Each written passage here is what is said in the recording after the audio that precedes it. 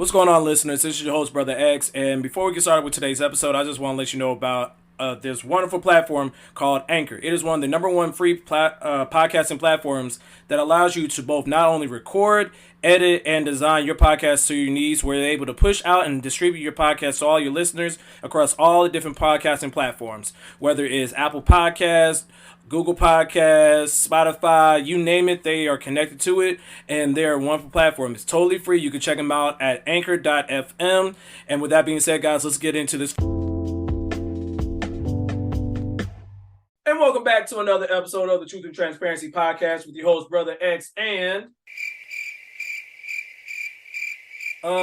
listeners, I apologize. The culture scientist heard a rumor on the Reddit trail that the hologram Tupac is back in town for one night only performance. So she could not be here for today's episode. So we had to call in one of our brothers.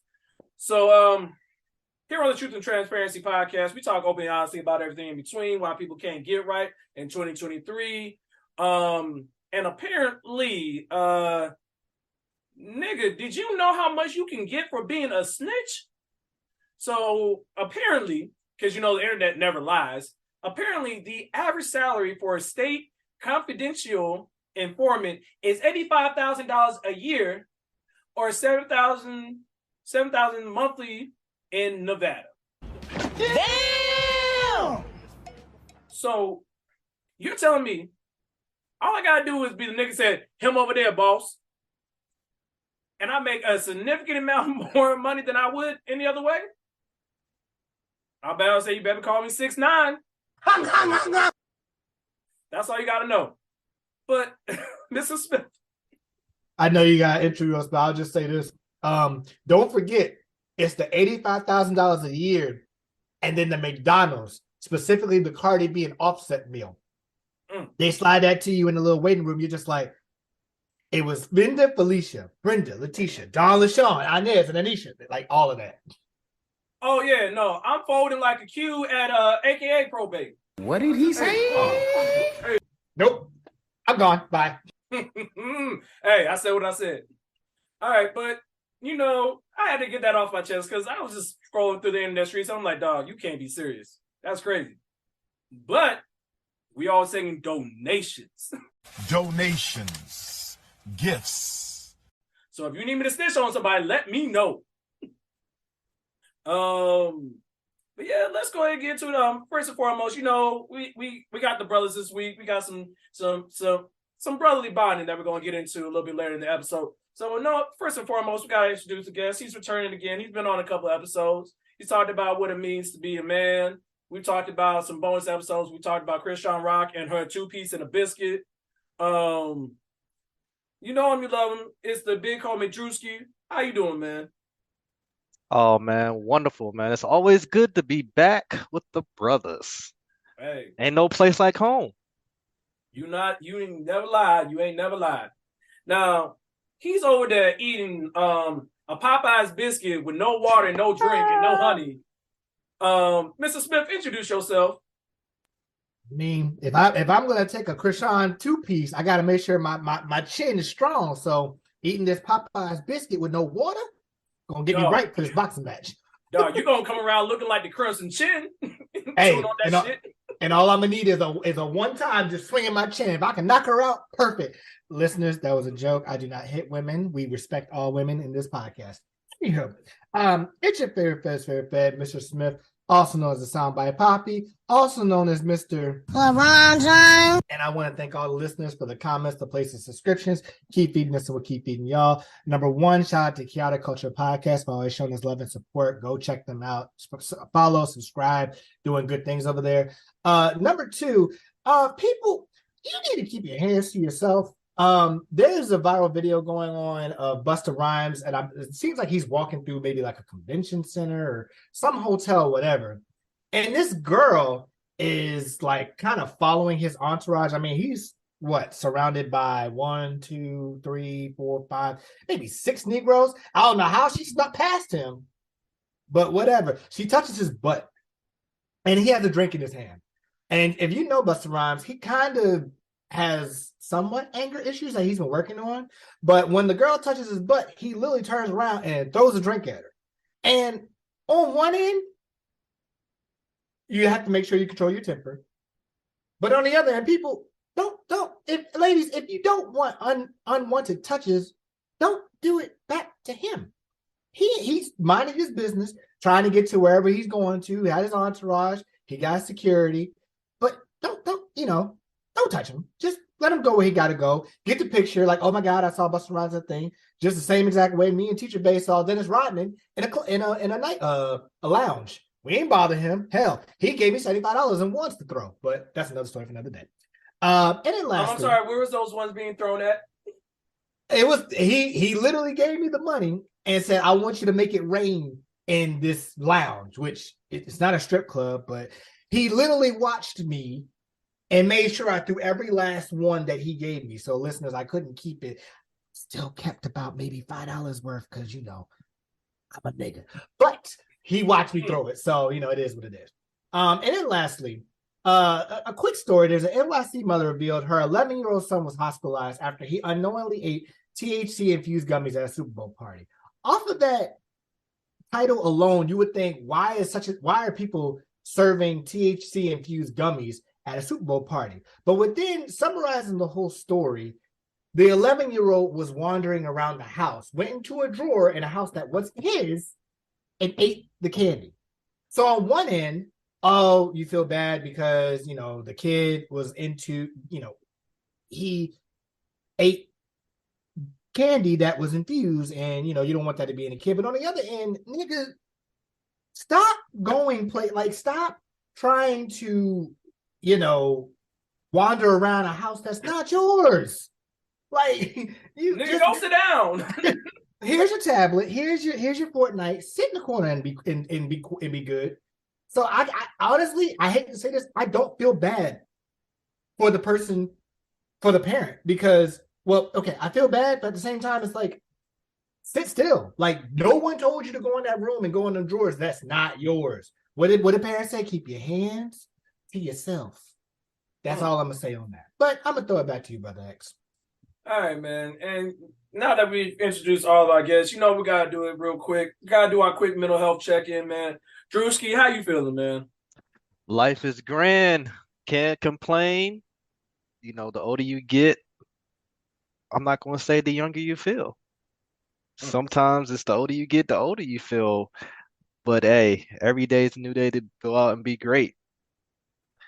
But mental health check for me, man, I could say so much right now, but I'm gonna save it. I'm gonna save it to the rest of the podcast. I'm just gonna sit here and enjoy time with my brothers and enjoy life. I feel you, man. I mean, you're right. I mean, you be feeling good when you're older, unless you turn into the bronze kneecap when you wake up in the morning. Them shit sound like snap, crackle, and pop. I don't know. You talking about LeBron's kneecap or his hairline? I don't know what feels worse. Both them things be popping. All right, Mr. Smith, how you feeling? Wow, LeBron catching strays out this bitch. Jesus. He ain't catching lobs in the All-Star game. Technically, he did. MJ to go. Technically, he did. He did catch one lob, and he did throw a lob to himself. But I'm gonna get to that in a little bit. He traveled. I ain't gonna lie. He in that game he did travel. I was like, oh, there's a couple of, but overall, a lot better from last show. Definitely taking time to focus on what I'm working on. I mean, we've been kind of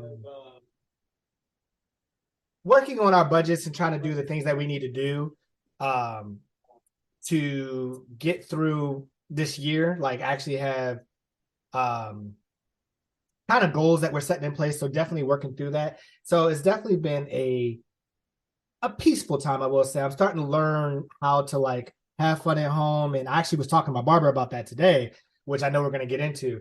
And he was like, my wife, she go out all the time with brunch. I'd be at that crib chilling. I'm like, I understand what that means. Just ladies, understand all a man wants in his life is peace. And that's what we get at home. Just peace. We get peace. We good. We can do a lot of stuff. Let us miss you. What did Dave Chappelle say? Suck his dick, play with his balls, make him a sandwich, and leave him fuck alone. That's all we want in life. Not that graphic, but you get what I'm saying, okay? That was Dave Chappelle's words. not mine. Just putting that out there. I feel you on that, man. For myself, I'm in a good headspace. I had the family in town last week and just spent some time with them. Always good to spend time with my brother and my mother. They're doing well. Checking everything day by day. We got our daily check-ins, which I'm always encourage everybody. Always do check-ins with your peoples. I know for me, for my family, we do daily just so that we know, like, hey, how's the day? Even if it's just like 1 or 2 minutes, just check on your peoples because you never know, man.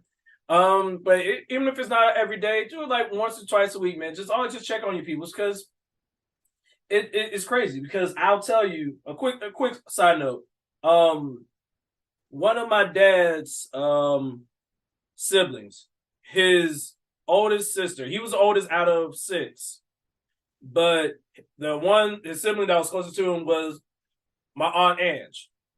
And out of nowhere yesterday, we talked a little bit through social media, but out of nowhere, I just felt the urge to be like, hey, let me just call and check on her. Chopped it up for a good 5-10 minutes, made sure she was good, checked on the family up there. She checked on me, asked about the culture scientist, and just kind of fellowship. And it did my heart good because I tell you, one of those things that's crazy is that for me, with all the stuff that I'll probably eventually at some point do a bonus episode about all my feelings about everything, but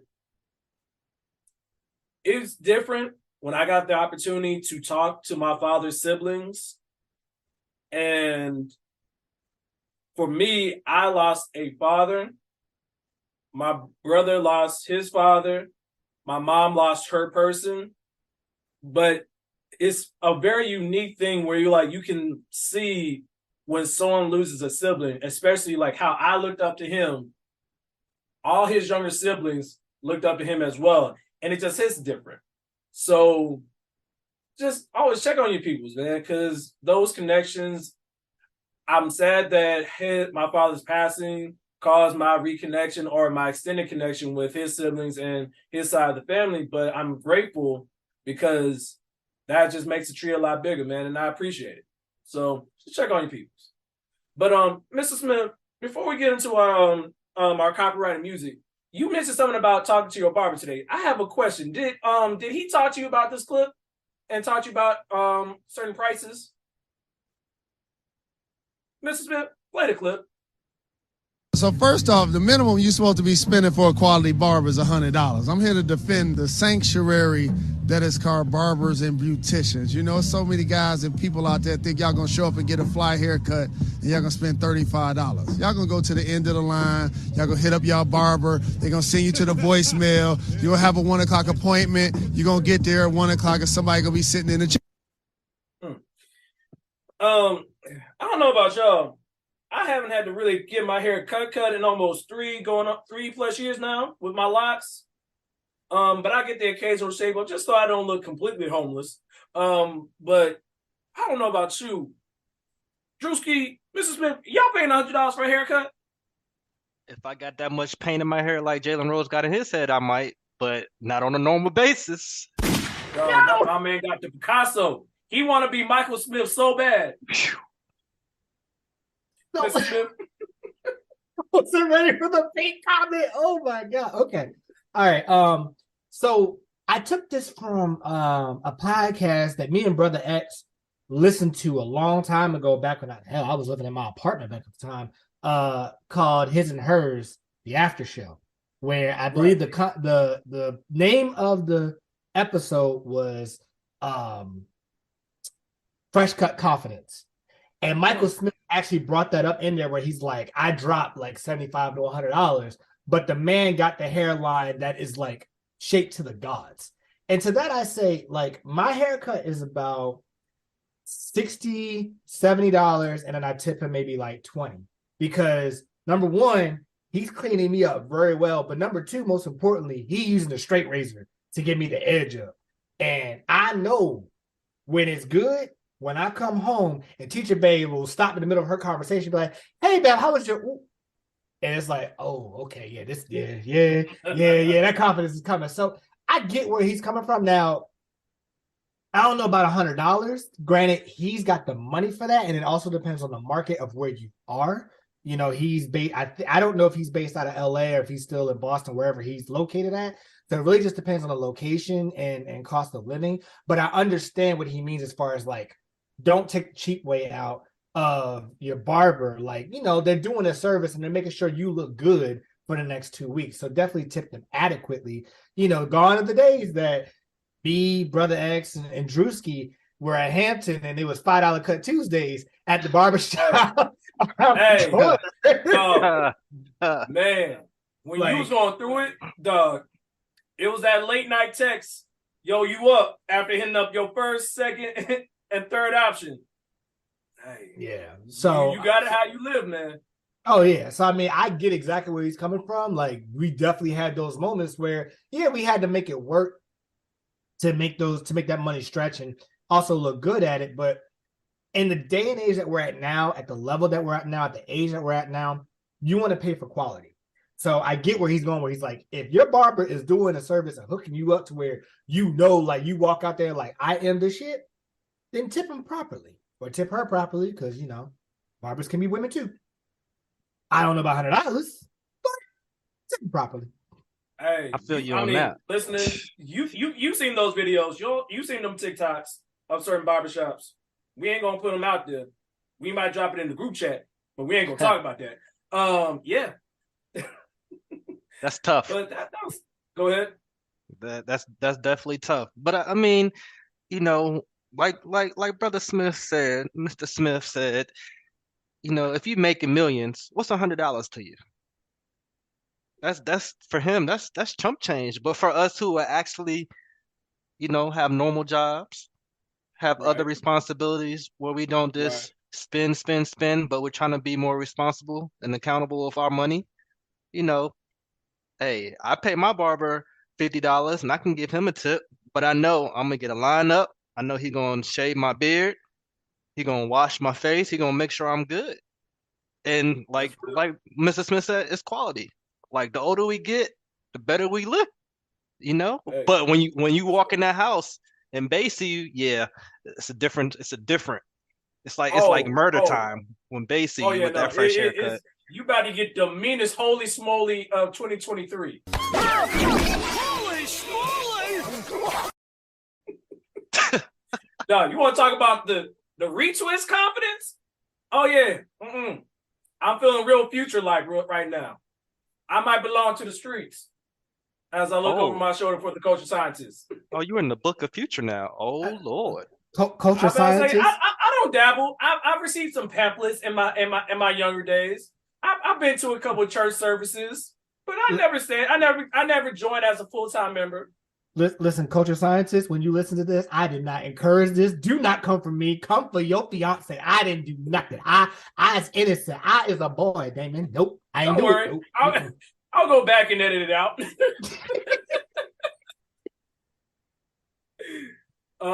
But in all seriousness, man, yeah, man, it's real. Like we understand.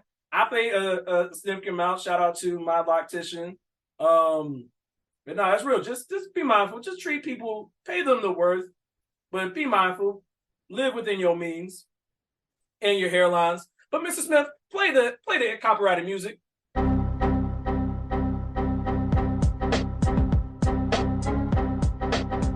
Okay.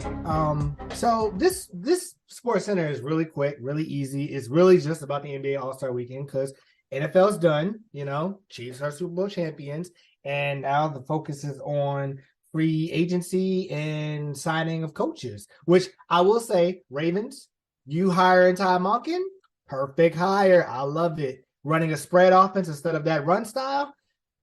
When Lamar comes back, it's gonna look good. And I'm looking forward to it. And especially if we get D-Hop, oh yeah. But that'll be for later on. Anywho, so the NBA All-Star Weekend was passing. We started off with a celebrity game. And the celebrity game was interesting.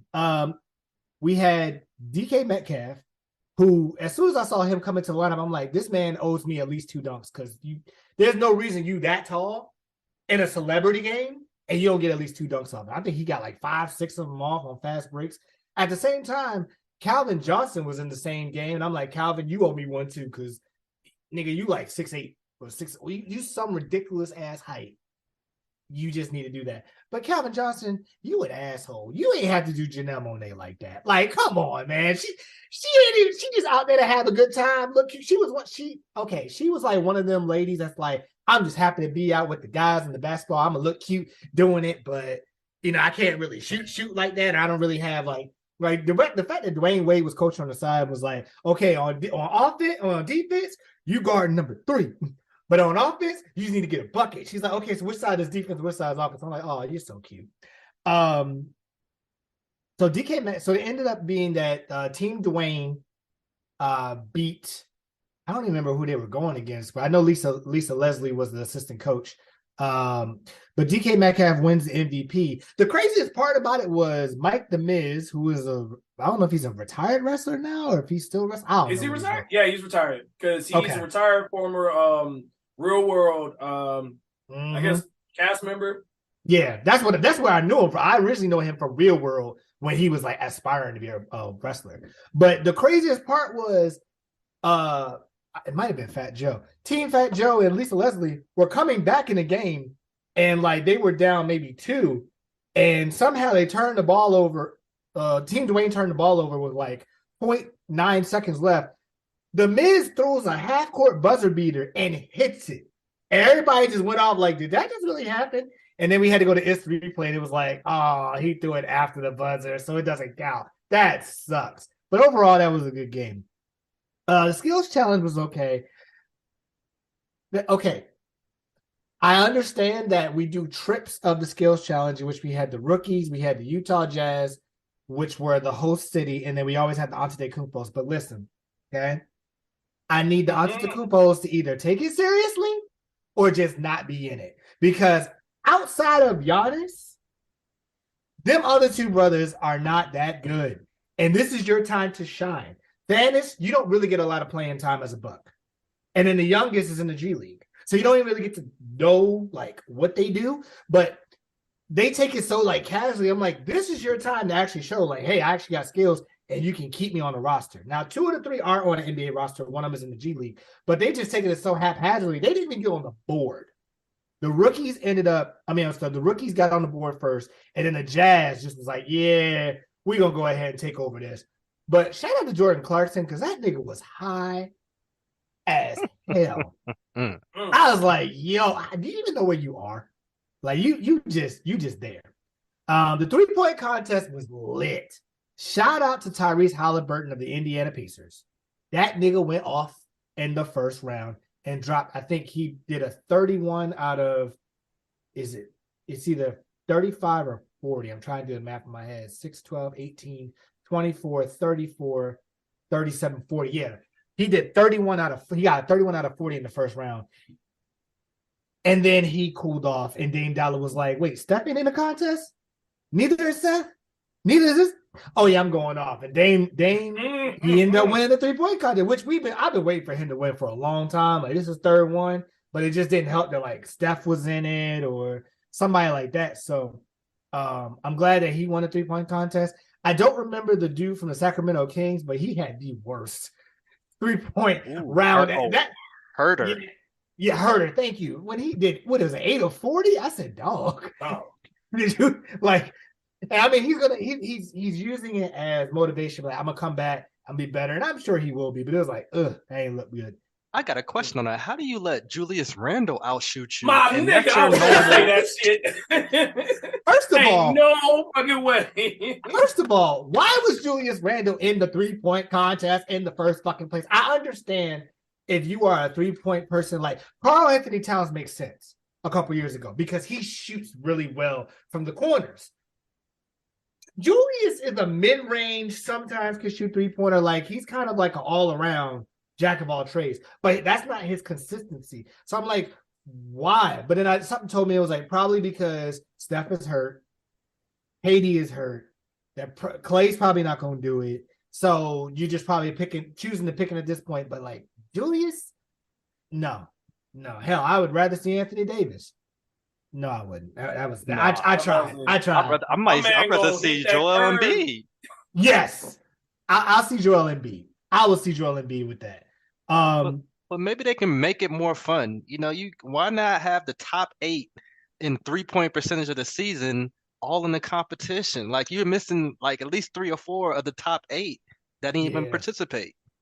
Dog, Yeah. you know what you need to do? You need to get the top 3 best 3-point shooters percentage-wise that year and the worst 3. And see who do worse. So the top 3 have to make double in order to get 1. Whereas if the worst makes 1, they get 2. Oh, that's going to be an unfair advantage because as soon as even if we'll just say for argument's sake, Steph could hit, let's say 33, right? But even if the worst one does half of that, he still is going to beat Steph.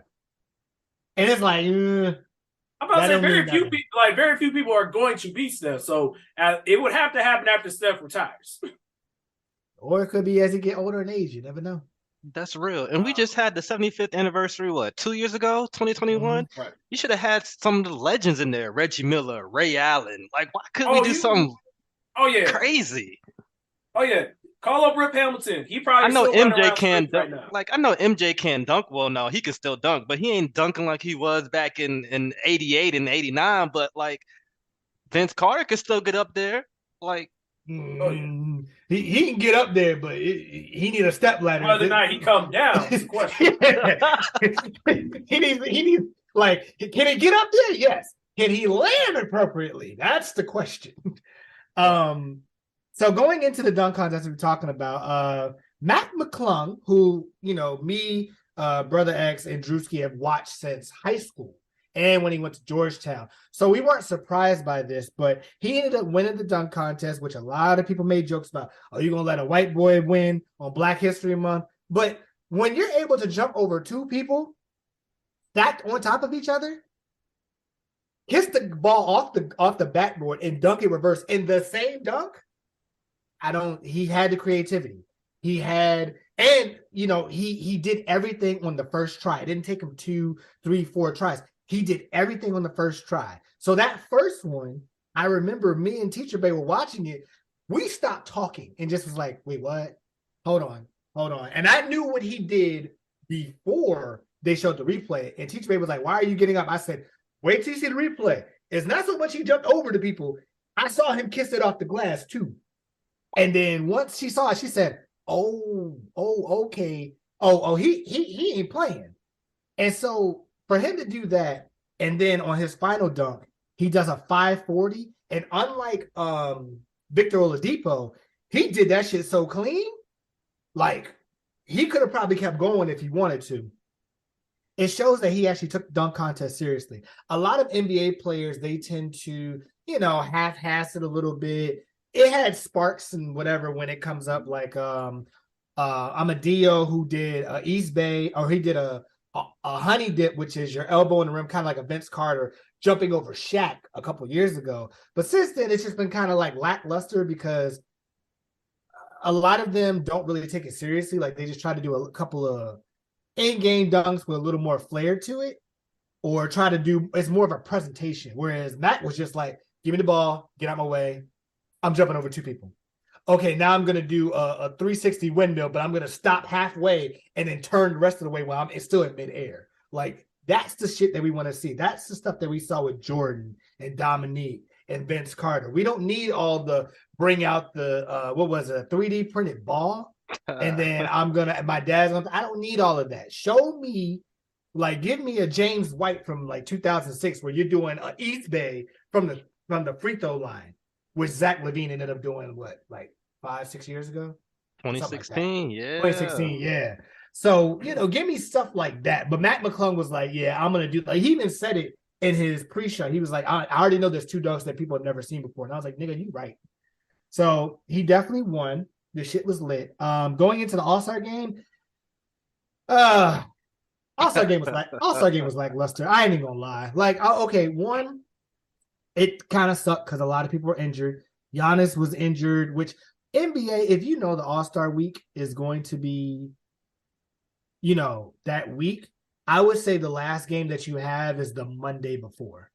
And then give people the Tuesday to Saturday, or Tuesday to Sunday, and then like 2 days after that, and then games resume on Wednesday of the following week. Versus what they had a game all the way up until Thursday, right before All-Star weekend, which that was the game that Giannis hurt his wrist, so he couldn't play outside of the first 10 seconds, and he dunked it, was like, foul, get me out the game, I'm out for the rest of the game. Then LeBron, he's been nursing an ankle injury. That man hurt his finger, he's out the rest of the game. Steph was already out, KD was out, so you got Dame Lillard, John Morant, Jason Tatum, Jaylen Brown, Joel Embiid, Jokic, a lot of stars, but there was no defense, which not to this All-Stars detriment. Like, that's usually the case, but even in the fourth quarter, when they changed the platform or the format so that you had to reach whoever had the top score, add 24 to it in honor of Kobe Bryant, and you got to reach that score first. There was still no defense. Jason Tatum went for 50-5, and that man was shooting threes with nobody around him. And at a certain point, Joel Embiid and Kyrie Irving were the only two people, in my eyes, that were playing defense on Team LeBron. Team Giannis had Jason Tatum and Ja, and maybe like a couple more people that were playing defense, but they took it more seriously. Dame's hitting his shots, Jason's hitting his shots, Ja's jumping up like nobody's business, even though he's not going to do the dunk contest, whatever. But it just like... I blame LeBron James. James. I mean, yeah, but at the same time... It is 100% LeBron's fault. The dunk contest is the way that it is right now. Really? You're really going to do this right now? I agree with Stephen A. Smith. Even Zion said if he gets healthy next year. Yep. If Zion gets healthy next year, it's a wrap. Multiple times. All right, I'm going to do it next year. I'm going to do it next year.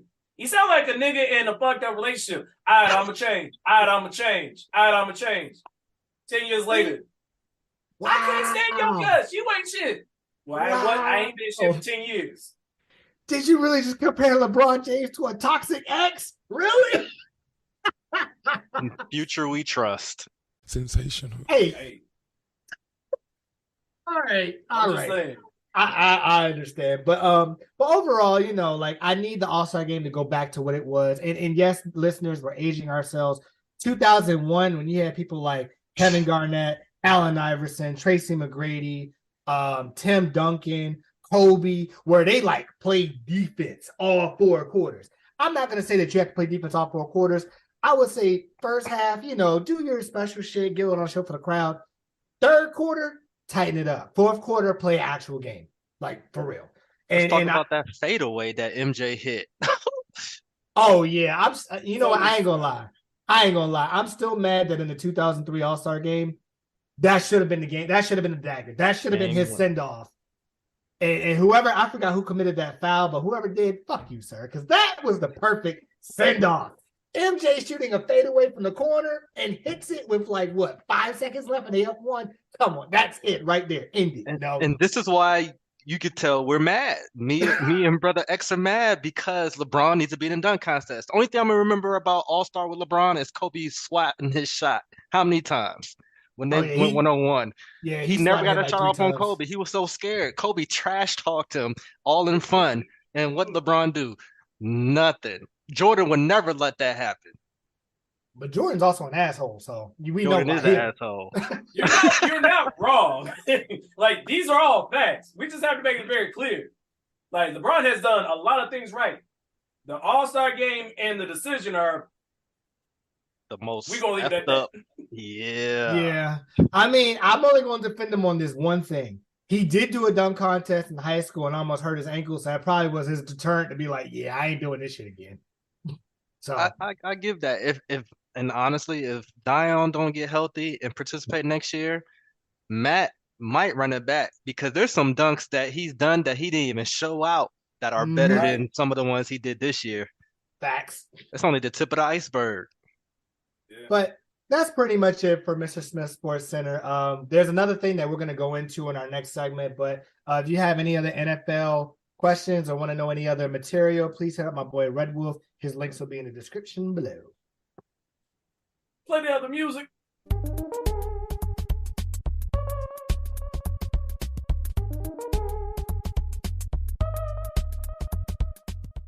All right, so there's one other thing from All-Star Weekend, and in general, I gotta get off my chest. The Dashley duo. There is a reason why I have never liked the Utah Jazz for a lot of reasons. Rudy Gobert touching the mics during COVID. Wondering why Donovan Mitchell didn't sock him out sooner. The fact that they stole the Jazz from New Orleans. There's just a lot of reasons why I don't like the Utah Jazz. One of the most common reasons is Karl Malone. Now, listeners, for those who don't know, who are not deep into the basketball streets and the archives, the basketball player by the name of Karl Malone played for the Utah Jazz for multiple years, where he got denied championships by Michael Jordan multiple times, as well as the Detroit Pistons. But he's back in the news because the All-Star game was in his home court or hometown, whatever, of Utah. And he basically got some controversy was brought up because, for the listeners, for those who don't know, he had relations with a very young woman. But let's get back to that in just a moment. Basically, with that story coming back in the news with him being brought up and him being visible during the All-Star weekend, whether it's judging the dunk contest or being recognized along Kareem Abdul-Jabbar and LeBron James as the top 3 scoring leaders of all time, he was asked about the controversy of his past, and he said, let me make sure I get this correct. Malone says he won't address the criticism. I'm not discussing any of that backlash, he said in the interview per the Salt Lake Tribune. I don't care. That's my life. That's my personal life, and I'll deal with that like I have had to deal with everything, so whatever. Now, listeners, you would think, okay, cool. He don't want the spotlight to be on him. He don't feel like he has an answer to it. So here's why we can't just do that. The former Jazz player impregnated a 13-year-old girl. I'm going to repeat that again. 13 years old. Listeners, if you're not sure when puberty happens, look it up. Do the math. And the crazy part about it was he was 20 years old. So he is a legal adult with a 13-year-old. That means he was in college while she was in middle school. Really think about that for a second. And the crazy part about it is he denied it for years of fathering the child. And after there was blood tests that confirmed 99.3% probability that the kids were his or the child was his, he still was like, no. He wanted to give the kids a villain origin story. You ain't got enough hate in your heart, young blood. Because I remember he had a son, he had another kid where basically he ended up going to another young kid, ended up going to the NFL for he had 5 years. I think it was the Philadelphia Eagles. And basically, he when the dude reached out and finally found Karl Malone, he was like, nah, I don't want to be a part of your life. So you want to be an absentee father, you got one of the wackest dunks in dunk contest history. I can't do it, so I can't say too much about it. But you just a piece of shit. Ain't no other way around it. Don't get me started about John Conspiracy Theory Stockton. That's a story for another day. Mr. Smith? So, yeah, listeners, listen to what Brother X said. He impregnated a 13-year-old when he was 20. I don't care what you say nowadays about, ladies are wearing stuff that make them look more grown or whatever. Remember, this nigga was 20 years old in the 80s. He was 20 years old in the 80s. What's your excuse there? Because I can tell you right now, when I was 13, it was what? 2000? Yeah, it was 2000. And we still weren't wearing the type of stuff that you see nowadays. So what's his excuse in the 80s? And so not only did he impregnate a 13-year-old girl to have a child and denied it for crazy amount of years, at least 5-10 years, but he also fathered twins when he was 17 years old. And he reached an out-of-court settlement related to paternity. When he was asked about his thoughts for his past, he said, whatever, I'm human. How the fuck are you human when you impregnate a 13-year-old and you're 20? Right. No. I can get around a lot of stuff, but that is not one of them. I don't care what is said about that. That is not cool, right? And so when you talk about, I'm not discussing any of that backlash, like, I want you to listen to this clip from Bomani Jones, who kind of explains it very well regarding his thoughts on how he feels about Karl Malone. What are your thoughts on Karl Malone being a huge part of All-Star Weekend?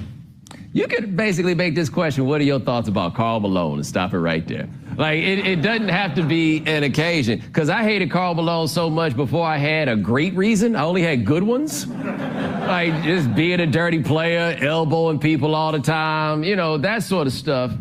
And then, we found out the whole thing, if you don't know this, that when he was in college, Karl Malone had a baby with a 12-year-old. There's never been any sort of reckoning for Malone because Malone lays low. Like, he just out there in the country, driving his semi, doing whatever it is that Karl Malone does out there. But if you're doing something for Utah basketball, it's like Karl Malone. So we got Karl Malone and John Stockton. John Stockton is crazy conspiracy guy. And I'm just kind of like, I know a lot of people that think crazy things, as long as you don't say it on the microphone there, I guess, right? But Karl Malone, you're kind of supposed to leave him at home, except if you're the league. I heard a lot of y'all when I told y'all those details that you'd never heard them before. Right? And so why is Karl Malone not there? Then you make this more a story. And so I would imagine that there's a very cynical outlook on how to play it. So I never want to see Karl Malone ever, all time, any other point. But he's going to be there, and it's going to be wild uncomfortable for a lot of people. And then tomorrow we're going to forget it ever happened. So when you hear that, like, again, he's number 3 all time in career points, right? Which is a crazy accolade in itself, especially since he wasn't even known as a 3-point shooter. Like, he was inside primarily. But the only thing I'll give him is when he knew he fucked up, that man was like, I am staying out of the limelight. That man took his money. He got a farm. He is out. He is chilling. He is sitting low. You don't hear. What did Cat Williams say? When you get away with murder, you ain't supposed to do jaywalking. You ain't supposed to even have a speeding ticket. Like, that shit is real. And so, I never really liked Karl Malone, which is why every time I always watch the 1998 finals, game 6, when Jordan takes the ball from him and he falls like that, I always laugh. I'm just like, yeah, you look weird as hell. And I am so glad that he denied you those 2 championships. I honestly will never respect him. I kind of wish they didn't honor him. And like Brother X said, I'm not even going to get started on John Stockton because we'll be here all night. But I understand it's jazz. I would rather it be, bring on Havlicek. I think it was Havlicek. Bring on him. You could bring on Monroe. You could bring on a lot of greats. I know only 2 people going to know about is John Stockton and Karl Malone, but it's just not a good look. Between conspiracy theories and impregnating young girls. Yeah, he'll always be Karl Malone will always be a boss, man. He'll always be a piece of shit, unfortunately. No matter what accolades he has on the court.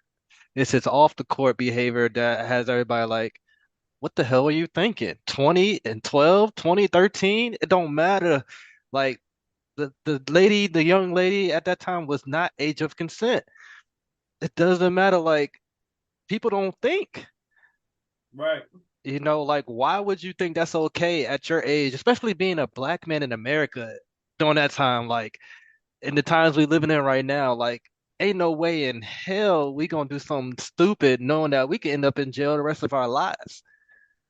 And it ain't worth the risk at all. And he's only one of so many millions out there in this same situation.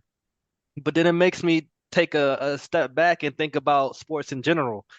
Like, it's entertainment at the end of the day. For them, it's to make money off them. It's to put them out there because, he could have been out the league. If the leagues really cared about anything, about human rights, humans, and in general, he could have been out the league. He could have been locked up.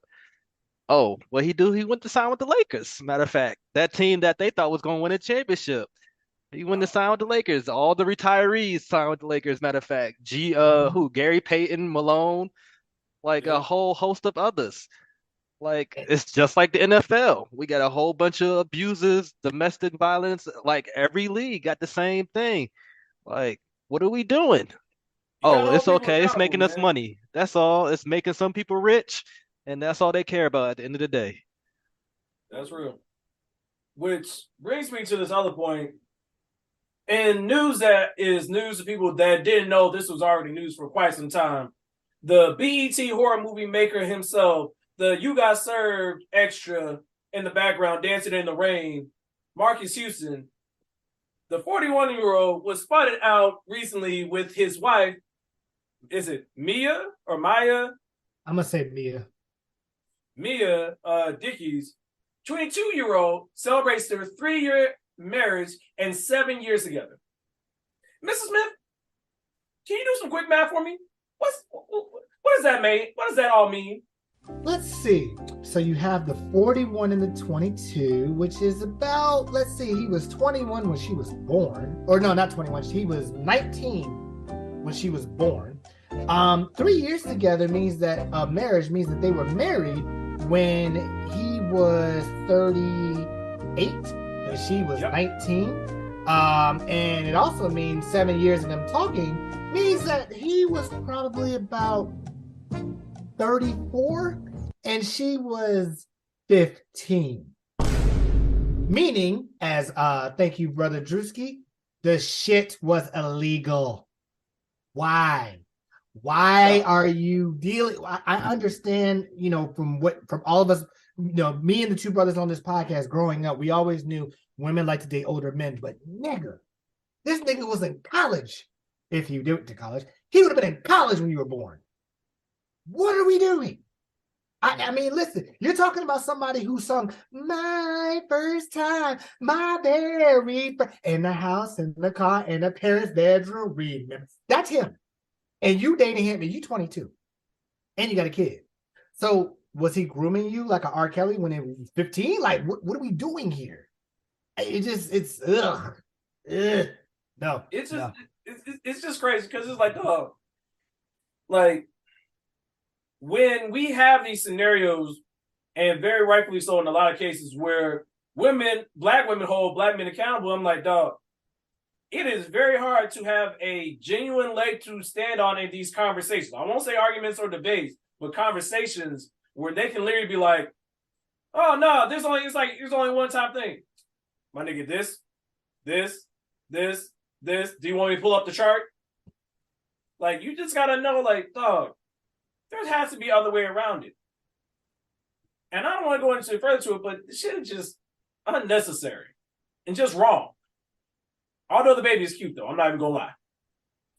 But from one crazy story to another, which don't worry, listeners, it's not Florida this week, it's not Texas this week. We're gonna have to go to the Great White North, the Caucasus Mountains, the one crayon you don't use in the crayon box, Alaska. Mrs. Smith, take it away. The fact that you said the one crayon you don't use in the crayon. Okay. Tell me I'm lying. You're not. That's what makes it funny. You're not. So the headline reads, Alaska woman admits to killing her best friend after catfisher promised her $9 million. Why? So an Alaskan woman admitted to killing her best friend for $9 million after being catfished. On Wednesday, 22-year-old Denali Bremer pleaded guilty to murdering her best friend, 19-year-old Cynthia Hoffman, in 2019. First of all, y'all ain't even best friends, but we ain't gonna go there. According to the Alaska Public Media, Bremer was catfished by a man named Darren, I'm not even gonna try to butcher that last name, Schillermiller, that's what I'm gonna say. At the time, Schillermiller was a 21-year-old pretending to be a millionaire named Tyler. Now, I'm gonna stop right there. If you are talking to a millionaire, come on, let's be real here. Schillermiller posted online that he was offering $9 million for the rape and murder of someone in Alaska. Hey, yo, what the fuck? He convinced Bremer and two other teens to carry out the crime and then send him pictures as proof. On June 2nd, Bremer and the two teens lured Hoffman to take a hike with them at Thunderbird Falls in, I don't know how you Chugyak, I guess. The teens then tied Hoffman up and duct taped her mouth, feet, and hands. shortly after the teen shot Hoffman in the back of her head with a 9mm handgun. Nigga, this shit just took a turn. Like, Bruh. Bremer and her accomplices also sent Shella Miller video and photo footage at his directive throughout the duration of the event via Snapchat. Nigga, this villain story is getting worse and worse as we read on. But listeners, let's try to push through. After that, the three teenagers pushed Hoffman's body into Eklutna River. To make matters worse, the teens also attempted to burn Hoffman's body before sending her parents a text that she had been dropped off somewhere else. People, what in the immortal hell is wrong with y'all? You're talking about someone that you've never met before. Talking about they're going to offer you $9 million to rape and kill someone, and you're going to then take your best friend, allegedly, duct tape her, shoot her in the back of her head. I guess y'all raped. I'm not sure. They didn't say anything about that in the story. And then you throw her body in the river. Like, and listeners, they are the Caucasus Mountains. So we already knew that, but just put it out there. But yo, what is wrong? I mean, I understand life is hard. Like, inflation is going up, bills got to be paid and all that. But this is insane. And hey, you got to throw the book at her because that shit's crazy. Dog. She got to go to the big igloo, man. I'm sorry. That was, yeah, go ahead. Give me the tomatoes on that one. I'm sorry. That was a swing and a miss.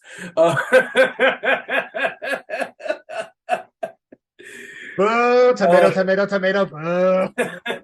No, it's crazy because you just look at it. It's like, dog, they look like extras from Dawson's Creek in these pictures. Like, they look like the homeroom teacher at an elementary school. Like, it's ridiculous. Like, you ain't got shit else to do in Alaska? That this is what you want to do? Dog, I don't know the population of Alaska, but it is too cold for that. Like we talk about it being cold down here in the main part of the United States and up north on the East Coast and all that. Nigga, you in a whole state that's built around being cold, and you gonna do this? Dog, you better go do some dog racing or something. You better hang out with the Jamaican bobsled team. Something. Like, what is we doing? I don't know, but I'm just saying this. People stop believing these catfishing ass websites and stuff for people that said they're gonna promise you money. Like, if it's not something that's worked on, like genuine work or even stock market, whatever, where it's a legitimate source that you can actually see the progress, just don't. Hell, I almost got caught the other day on some cryptocurrency mining, and I was like, wait a minute, my senses were tingling, my spidey senses were tingling, like, this ain't right. Something ain't right about this. And then after looking into it, was like, yeah, I'm gonna head out. So you got to use your senses on this for real. That's real. Drewski, you had any thoughts about this, man? I'm still in shock reading the title. Like, how you're that good? You catfish $9 million. I mean, I hate to be this one, but you got to show the money before you do any deed. Show me the money. But down payment, something, the Cash App, Venmo.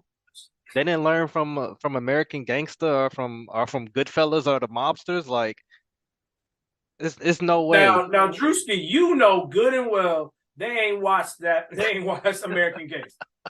The way these people look, like the worst thing they have probably ever watched was what am I gonna go with this week? What am I gonna go with this week? You know what? I ain't got nothing this week, man. You just know they ain't gonna watch American Gangster this week, man. Like ain't no way. It's crazy. Yeah, the last thing I'm gonna say is, like you guys said, listeners, let me let you in a little secret regarding money.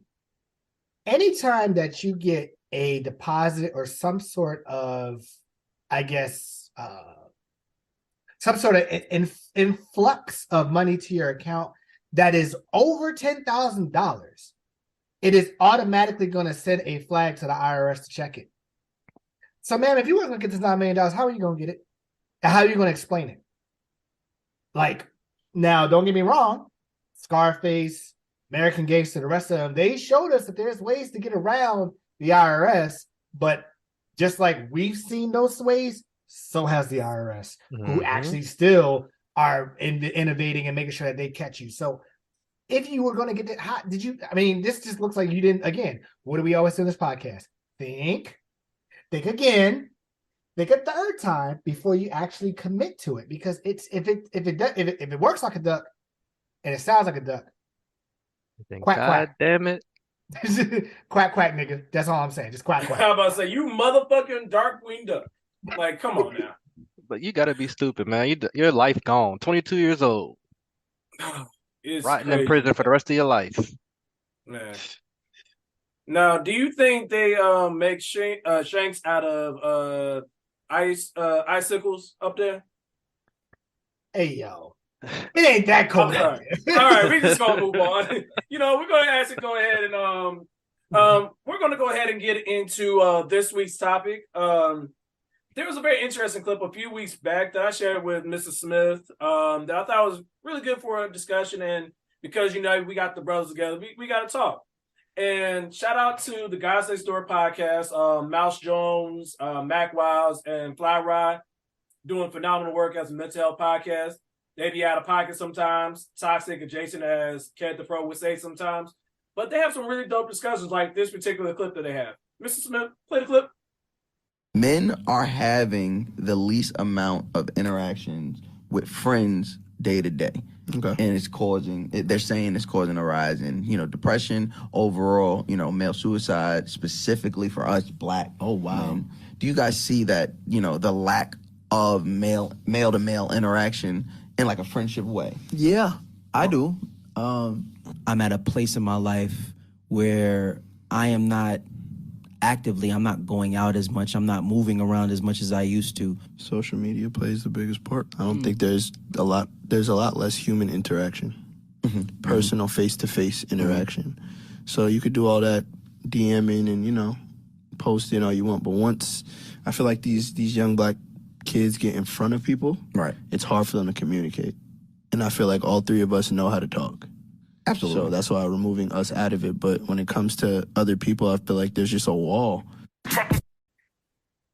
Yeah, man. So I think it's a very real thing, and I think this is a perfect thing for us to discuss as brothers and in these conversations, because it lends itself to something that we did. I want to say, was it 2015, 2014?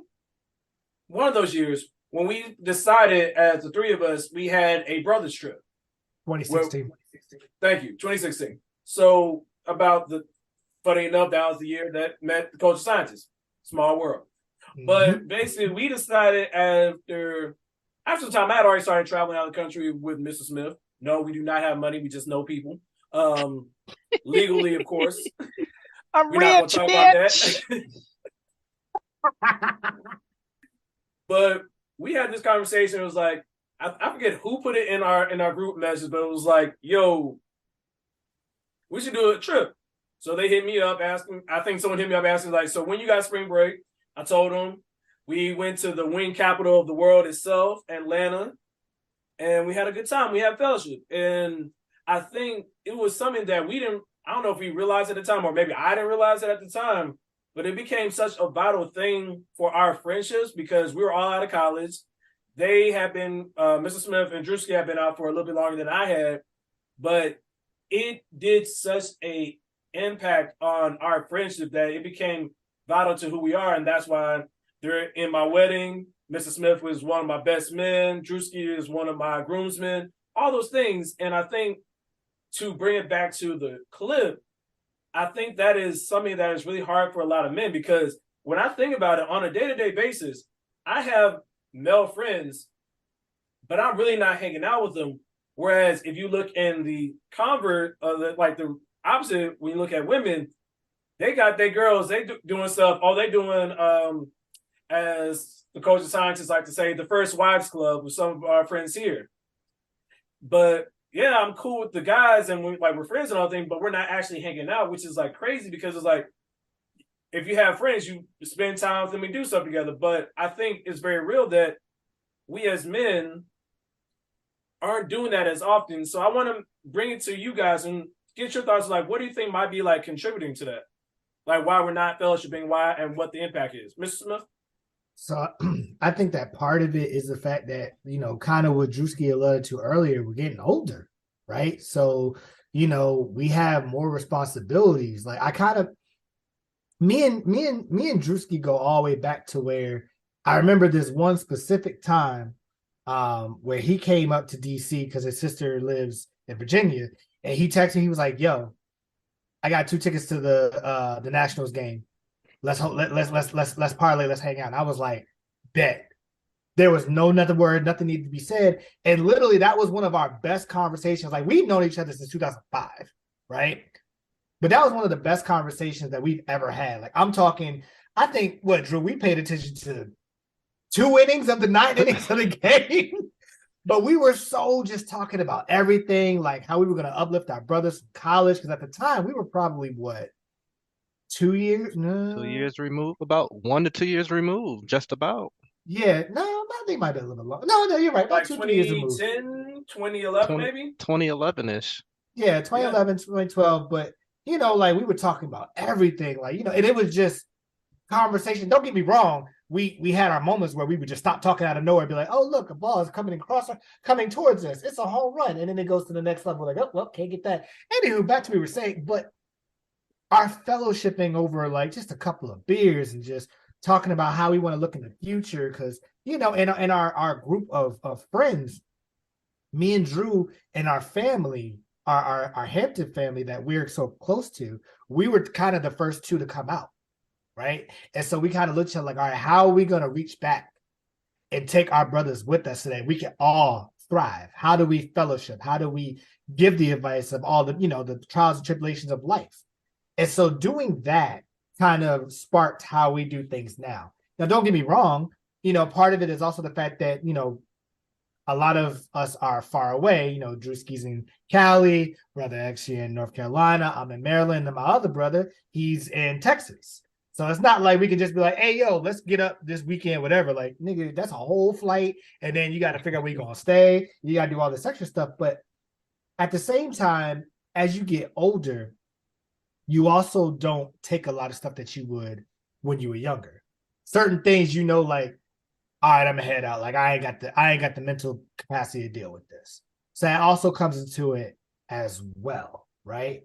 If somebody is young-minded and go, hey, yo, we going to the lounge at 11:30, knowing that the lounge is free until 9 o'clock, and usually you go to bed by like 12, why the hell am I going out there at 11:30? I could easily just get in for free by 7, have happy hour by about 9, be lit, get the litness out my system by about 10:30, drive home and be in bed by 11:30. Work smarter, not harder. Oh, that, like, I don't mean to cut you off, but that sleep after you like, dog, I had my fun, my social media ran out, I can go home and sleep. Dog, ain't nothing like that. Oh, absolutely. And matter of fact, quick story it's not related to brothers, but it works in this scenario. Me and my ex went to Stadium. Shout out to Stadium. You are missed. Rest RIP. Pour one out for the dead homie. We went to Stadium with, we were supposed to go with some of my coworkers, right? Yes, listeners, I know Stadium is a strip club and going with your coworkers is kind of a sketch, but in retrospect, they're young Black people, so you get the reference. We said, okay, we're gonna get there at 8 o'clock and do beat the clock happy hour, and the coworkers like, all right, bet. Me and my ex got there by about 8 o'clock. Didn't see anybody. When we got there, we already were getting in for free, and they were like, oh, for $20 you get open bar. I said, oh. So not only do I get in for free, but for $20, your drinks that are usually what, $13, $14 a pop, I can get as many as I want until 10 o'clock. Easy money. That's a smart decision. So we get, we get wings, we get fries, salad, all that. I think we spent at the most $50. 10:30 comes around, and all right, we're good. Coworker still ain't there, right? I'm getting ready to check out. Why did all 3 of them walk in at that point and be like, hey, we here, we gonna go to the bar? I'm like, well, the happy hour is over and drinks about to be $13, $14 a pop, but whatever. And then my coworker goes, well, they're talking about they want to get a table. I'm like, why? What are we getting a table for? For what? Yeah, For what? like it. So you want to drop $400 to $500 when all I spent was $50? No, that's not financially responsible. Y'all can do that. We left. So that's what I mean by like making sure that you have the smart aspects of things where if it don't work for you, as you get older, we're just kind of like, nah, we ain't gonna deal with that. And so when me, you, and Drewski get up for Brothers Weeks, we already know what the plan. All right, we're gonna go here. You know, we got this much. Hey, if you don't have the money, let me know. We can communicate like that. But sometimes the people that are not inside that friend group, they may not understand that. That's real. Drewski, do you have any thoughts, man? Man, a lot of thoughts, you know, and I agree with, you know, what they're saying in this podcast, because a lot of men don't want to talk to other men. You know, Yeah. they feel like, you know, as you can be with a woman, in terms of talking to them, you know, some of them are even scared to talk to women, but in terms of men, you know, we don't want to show men our emotional side. We don't want to show other men, even our brothers sometimes, our parents, you know, we don't want to show them our weaknesses. So it's like, alluded to it so much, like in the past, like all the things that we've done in the past and do now, like things have changed. We could go with the flow Yeah. back then, but we at that point now, yo, let's have this itinerary. Let's have things planned But out. You I need know, to know like 3-4 months in advance. we need to know everything in detail, like, and that's more responsible for us, like us being Right. responsible. Like that's us learning the ways of, oh yeah, let's not make the same mistake we did when we were back running in college. You know, we're grown now. But whew, Right. those naps, I can tell you, I go to happy Man. hour from 6 to 9. I'm cool by 9:45. I'm ready to go home. Oh yeah. I don't need the after party. Like my nigga, I I'm got my good. shows. Like Netflix and Hulu be calling my name. You know, and it's so real. But like he was talking about, you know, DMs and talking all this stuff. Like us, we the same whether we talking on Instagram, Facebook as we are in person. Whereas you got Right. others, they socially awkward. You put them in the same room they've been talking to that person with for months and years, and they may not say one word but hi. Or they might not say anything at all but a head nod. I'm Yeah. like, you know, it's I thought males talking to males was supposed to be the easiest thing. I mean, Right. when we looking at ads, we all agreeing and head nodding together when we in the club, dapping each like, but like if we want to talk about any other subjects, men are scared to. It's quiet. It's real quiet. Mr. Smith, you had something? I just want to make this real quick so I can pass it on to you. It reminded me of Drake's song "Emotionless," right? And it's not apples to apples, apples to oranges, but the lines make sense. I know a girl whose one goal was to visit Rome. That she finally got to Rome, and all she did was post pictures for people at home, because all that mattered was impressing everybody she's known. Another girl that's crying out for help, but her latest caption is "Leave me alone." I know a girl happily married till she puts down her phone. Everybody lives on social media, but they never live in real life. And they said it right there, men and women alike, right? So social media is taking a lot of aspect of our lives to where, like they said, oh, we can't, well, we on this podcast can have interactions outside of social media, but a lot of people after us, if it's not on social media, they fumble. Yep. If you're not teammates with that person, if you're not playing sports or doing things with that person outside of that, you're not going to talk to them. I'm noticing that in the younger generation. Yeah. I mean, it's I think it speaks to a lot of different things. To take it from a both emotional and a psychological standpoint, I think it comes down to how do you build, and it's weird to say, like some people may find it weird, but it's like how people aren't building emotional connections to people where you have that level of trust to get beyond that hors d'oeuvre entree level, get into that main course into friendships. Because I know with a lot of men, because we talked about it before, learning about what does it mean to be a man, that part of that communication is we could do a head nod and have a full conversation like, hey, what's going on? What's good? How you doing? I'm good. I'm fine. Oh, cool. All right, man. I'll catch you later. And we get that all done in the head nod. But if we get put at let's say a birthday dinner, and our significant other is sitting down with the birthday girl talking, and we're left with X, Y, and Z dude that we don't even know. In some spaces, if we weren't the people who we were, we're trying to talk about the sports.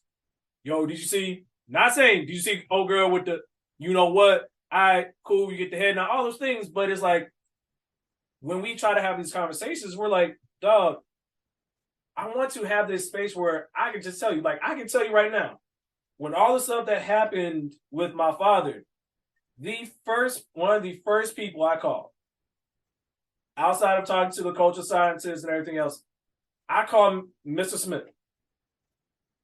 And I told him. And that's because there's a level to that friendship that I knew. I'm like, we joke about all the time with the cultural scientists. Mr. Smith know where all the bodies lie. Like, Drewski know where all the bodies lie. Like there's some stuff that we take to the grave. And that's because we built up that relationship. I kid you not. One of the best things that ever happened to me was me and Mr. Smith reconnecting after he graduated. This is before the talks, before we went to the second or third BAFC, before we started going out of the country together, before we got on this podcast together. He was one of my best men in my wedding. Is when we reconnected. It was that homecoming when you came back, and things were a little bit awkward because I allowed outside forces to damage the friendship that I had built with him when he was in undergrad. And from that, we were able to talk, and I learned more, and I got more perspective because there were some things where I'm like, the math wasn't mathing, and I'm like, this don't sound like the character of the person that I know or I've gotten to know, and I'm a pretty good judge of character. But now that we've talked, oh, we good, we money. Like, literally, we talk about this all the time. Because we're on different coasts and in different spots, whenever we meet up, it is literally as if I just saw you the week before. So from there, I can talk to them about anything. And it's not like, oh, how's the weather? How's your family? You doing all right? How's work? No, it's like, dog, did you see what happened last night? Dog, you won't believe what happened with old girl. You won't believe what happened with my coworker, all these things. And I think it's so important because we as men, because we have certain responsibilities, is that I think some of our conversations and our interactions don't happen because we just don't have the mental bandwidth or the emotional capacity to add another thing on our plate. All of us on this podcast are in happy, committed relationships. And we know that for our person, we have to commit a certain amount of energy and responsibility to make sure that they're good and they're taken care of. And then if we're the breadwinner or we're taking care of other things around the household, that's another thing on our plate. Let alone talk about family, if you're responsible for supporting them, like I have now become, I have so much I have on my plate that I don't have the capacity sometimes to have those other conversations. That's why when you have quality connections with other men and these friendships, I could talk to my brothers when I'm like down in the depths of depression and all these things, and they'll send me some ignorant shit on Instagram, and I'm right back to normal. And I appreciate that from you guys because it's like, dog, you don't see that as often. We all know we had our circle at Hampton. We had our family, and that circle was relatively large, give or take, you would say, and it got smaller for whatever reason, and it got smaller. And we all know, outside of us three and maybe a couple other people, our brotherhood is locked in within us. Like our kids gonna be hanging out at each other's houses when they get older. Like, that's just how I know that those are deep connections. And we have to get to that point. And before I go into my next point, I want to open up to you guys. I'm like, for you guys, how do you very determine, or what do you feel like you've done to build those bonds with other people, whether it's with us or with others? Mr. Smith? Trying to look at it in a sense of, do I have to change myself to be around you? Right? When I first graduated college, and, we went to, and of course, excuse us, Hamptonians, we're going to say it right, the illustrious Hampton University, the standard. Let them know. So Black History Month. Let them know. The real HU? Dog. The HU that has beaten the other Dog Park University and everything for the past 10 years. And also the HU where Barack went to it on his first year as a president. Yeah, go there. I look at it when I graduated from there and I had to actually go into the real world. I realized like going into corporate America and going into the things around DC, I had to be a shell of myself in order to be professional, right? So I can't, what we're used to when we talked at Hampton, whether it was parties, whether it was girls, whether it was sports, whether it was, do you understand that crazy shit that happened? Or, this Q and this Kappa is fighting and all this good stuff. We could talk about that and there would be no judgment. It's like, I know where you're coming from. You know where I'm coming from. I couldn't do that when I graduated. So whoever I was going to be with, I had to be able to be myself around so that I could feel that same euphoria and endorphin I felt when talking to you guys. Whether it's just how the three of us in our group would be like, yo, it's a random fucking Tuesday. And it's like, yo, Halo night. Everybody come up. Bet. No questions asked. We there. And we all know what it is, right? So shout out to my other homeboy, Jason, who graduated from FAMU. He gets it. Nigga, he's on my football team. When I tell you the amount of jokes we crack as him being a middle linebacker and I'm a safety, dog, a lot of people be like, what is wrong with you? I'm like, we went to HBCU. We get it. We here. We understand. What right? was understood ain't got to be explained. Right. And then shout out to his wife, Erin, who get like, she's worse than him. So it's like, yo, that shit is hilarious. Right. But I look at it like I want to be able to be myself, because when you're yourself is when you are the best version and you are most comfortable and it flows naturally. The environment is natural. How we feel is natural. Everybody knows. That's why I said in the beginning of this episode, all men want is peace. It's true. All we want to feel is the peace to say, hey, we did a good job. We're taking care of what we need to take care of. We're going to have our fun here and there. But as long as we're doing what we need to do, we're content. We're happy. We don't need, and now, of course, we're going to also shoot for the stars sometimes, but that is the main purpose. And that's what I shoot for. If I can be happy with you, like even if it's just like we said, when me and Brother X and Drewski get on brothers trips, sometimes our trips consist of us just chilling in the living room on the phone and be like, yo, you see this crazy shit? And we pop it up or we playing pool or whatever. And then at the same time, we might go to, a strip club or a lounge and kick it. Like it could be that wide of a diaspora. But it's the fact that you have the ability to do that with those folks to where you feel the most comfortable. And if you're the most comfortable, you'll be the best version of yourself. Man, I can remember we used to watch YouTube videos. Like that's it. Like it's not too many people that can just sit and watch YouTube videos and laugh at certain things and have that much fun just chilling. Like we don't need nothing else, no outside noise. We just in the zone. But I've learned, man, as you get older, I've learned that you're gonna have your different, of course you have your different circle of friends, but certain friends that you do more things with than others. And I'm learning that. And certain friends that, hey, I'm in this mood professionally right now, I just don't feel like you fit. I'm learning that a lot because a lot of people I used to hang with. It just, as you grow older and you get to know the person from a different angle, whether it's professional or whether it's how they treat women or other people, and you like your views, it's okay to have opposite views, no issues, opposite opinions, no problem with that. But if there's certain things you don't agree with that align with how you're trying to live your life, sometimes you got to let it go. And I've learned that a lot recently over the last year and a half. And I'm like, but then you always have that group of friends where it's like, no matter what, they're right there. All you gotta do is say one word, you get a response, y'all go back and forth. Like there's people I know I probably haven't talked to in months, but yeah, if I get a text or if I text them, it's like we pick up like we never left off. Yeah. That's very real, man. So I think that that is also, I think part of it is understanding and doing the work. One of the things that I know that we've all talked about before, and we talked on this podcast a lot, is unpacking this stuff. Like, one, you have therapy, but also in order to have those dialogues and have those friendships, have that brotherhood, that connection, you have to be able to create that space. Just like if you want to have a household, you want to be the lead in a relationship, you have to provide the materials for it to be there. You have to do the work on yourself internally to be someone of work, because like Drewski said, like there's certain people that I love to death. I can't roll with them. I can't run with them like we used to.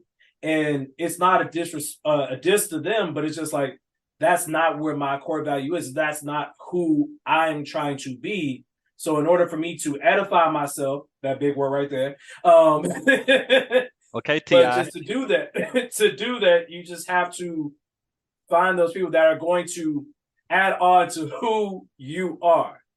And I know that when I'm growing with these brothers right here, like, I pick their brains. I cannot tell you the amount of times pre-culture scientists where I was seeking out their advice on relationships and situations. Some of that I didn't listen. To my fault, I did not listen. Y'all know what I'm talking about. Ain't nothing else got to be said. Sure do. Glad you said it. Hey, a young buck gotta be a young buck sometimes. I gotta learn the hard way. You're right. You're right. But the part of it that I also appreciate is that even in the midst of me bumping my head up against the wall, in a sense, the love, the support, the counsel, it didn't switch up. Because it's very easy, especially, I guess you could say, to bring it back to this current generation, that it's if the vibe's not right one time, I'm cutting off the whole connection. It's like, dog, people aren't built like that. Like, the way that you learn and develop any skill is trial by error. There is very few people that can just pick up something and be great at it without any type of practice. And even then, in order to maintain it, you have a talent, but God wants you to develop it into a skill. You got to understand the difference between the two. Having a relationship and friendship with brothers is a skill that you have to develop and cultivate.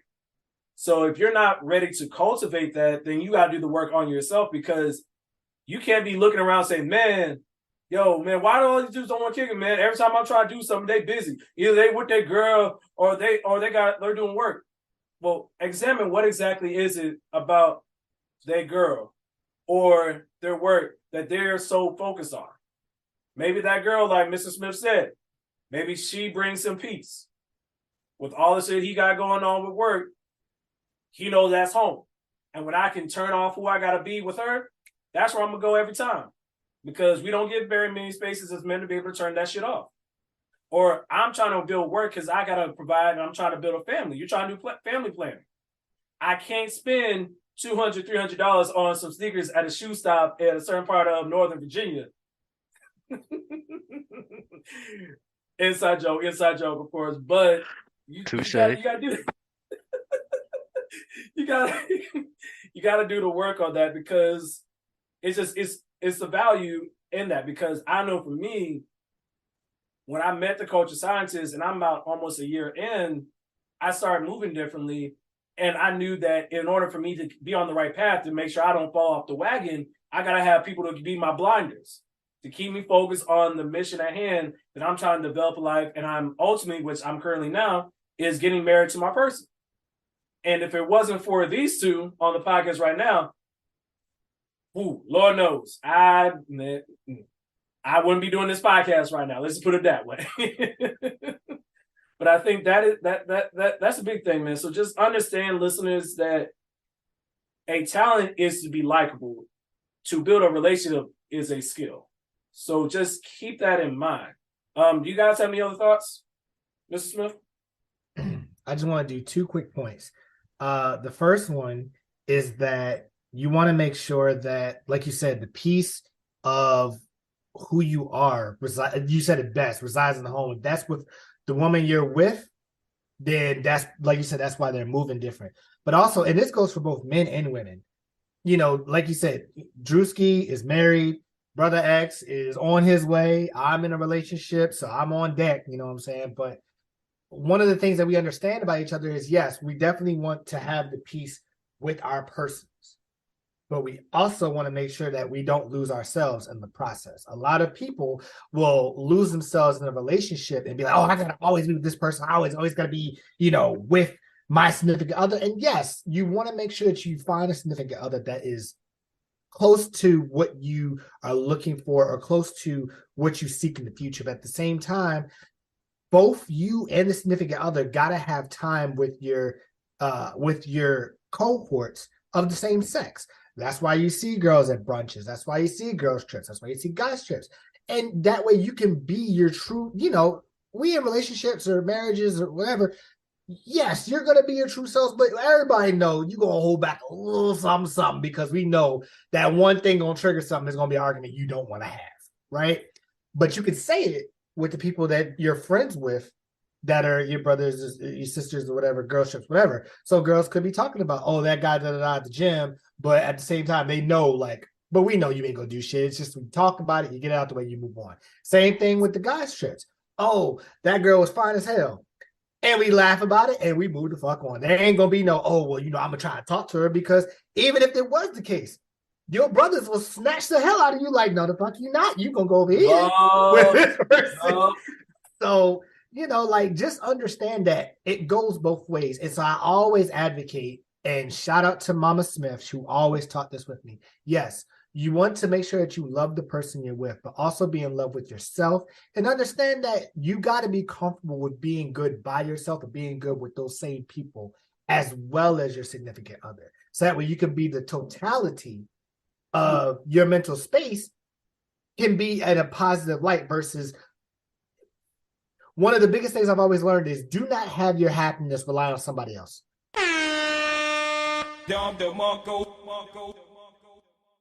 Do not have your happiness rely on somebody else. You got to be able to make sure that no matter what, at the end of the day, you can make yourself happy. The person can add or complement it, but you at the end of the day should be able to do that. And so when you have that time to just unwind and be, call it what it is, be a nigga or be a brother or whatever. So you don't gotta, but at the same time, understand, hey, I'm saying this just to say it. That ain't mean I'm gonna act on it. And we all know what it is. And the same thing for women. I'm saying it just to laugh about it, clink glasses at brunch. But then at the end of the day, I know what I'm going home to. Hence why we always state, are we gonna be hot boys this summer? Yes, but are we also going home this summer to our significant other? Yeah. That's I'm crazy. about to say, I got my leash is a little bit long, but it ain't that long. I can run up to the gate, but I can't run out to the street. Oh yeah, no, I'm on the sidewalk. I'm gonna be at the gate. I'm gonna get at the fence, just looking out like, oh man, y'all having so much fun. I'm gonna stay over here though. I don't want no problems. Sometimes you gotta drink your water and mind your business. Hey, realer words ain't never been said, man. But my coworker always tells me, man, he was like, if you're happy within, you're guaranteed to win. Hey, that's real. Like I'm about to say, we dropping a lot of dimes out here, man. We dropping a lot of dimes, man. But I think that is a good place to put things or put a pushpin in it, just because I think that these dialogues are good. And I think that you, as we get into the transparent moment, you do some self-reflection. Look at where you're at with things, whether it's you're doing the work on yourself, whether you're at the point, like I said, where you're trying to take that talent of being a quality person and turn it into a skill of having those deep level conversations and relationships, and to fully examine what is it going to take if you don't have those connections like we have here on this episode. What do I need to do next? Do I need to start examining the relationships of people who I do consider close? Do I need to start moving in different circles? Do I need to stop hanging out with Pookie and Man that ain't got a GED but got on the freshest pair of Jordans? Not trying to put anybody out there, but I mean, you just got to look at what type of connections are you truly trying to have, and are they going to edify you in a way that's going to push you forward? Because I know at this point in my life, I ain't got no choice in the matter. My brother's going to hold me accountable to make sure that I get my shit done, because they know me. They truly understand what I'm trying to do in my life, and they know that if I start tripping up or falling down, they're going to snatch my ass up. They're not going to pick me up. They're going to snatch my ass up and make sure I get back on the right path, because that's what true connections are and true relationships are. So if you're trying to figure out those things, just listen to some of the stuff that we said, man, and just start having those conversations. And don't worry, it doesn't have to be a whole trip. It could be simple as, hey, yo, we're going to get on a phone call maybe once a month. We're just going to chop it up. All of us. Just check in with each other and make sure we're good. All right, you good? You need anything? Okay, cool. All right, I'll talk to you in a month. And that's fine. Whatever that has to be for you and your connections, let it be that, but let it be edifying to you. So I want to make sure before I get into all of our social media, I want to thank our guest, Drewski, for hopping on the line with us. Mr. Smith for always being here with his immaculate do-rags. The coach of scientists who I believe finally got back from the Tupac hologram concert. But if you got any thoughts or you want to share any of your opinions on the subject matter, you can always hit us up on our social media at the TNT Pod 123 on Twitter, Truth and Transparency Pod on Instagram, Truth and Transparency Pod on TikTok, the Truth and Transparency Podcast on Facebook, the Truth and Transparency Podcast on YouTube.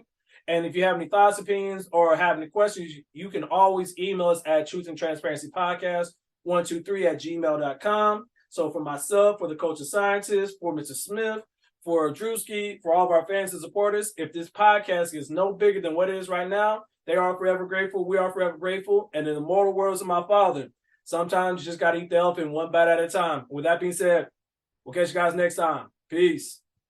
I'm black, y'all, and I'm black, y'all, and it's Happy Black History Month, y'all. The end.